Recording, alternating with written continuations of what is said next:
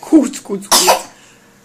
Na látod, ezért kell megrágni a falatot. Bizony. Még akkor is, ha májkrémes kenyérez a falat. Akkor kell a legjobban megrágni. Kuc, kuc, kuc, kuc. Domcsi, így el egy kicsit. Így el egy kicsit. Jaj, ügyesen. Ne nevess azon, hogy kiömlött. Tudod, ha abba hagytad, akkor tedd le oda az asztalkádra.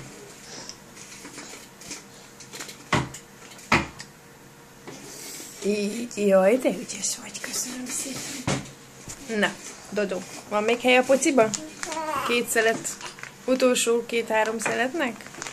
Te mit csinálsz? Hogy veszed azt ki? Hogy veszed azt ki?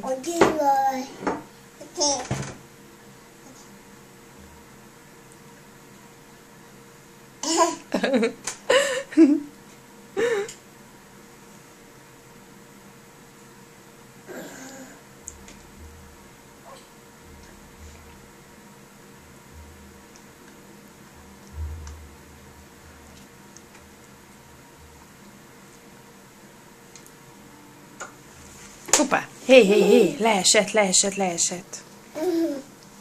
Várjál, felveszem. Tessék. De ne esd le a kenyeret, Domikám. Ne!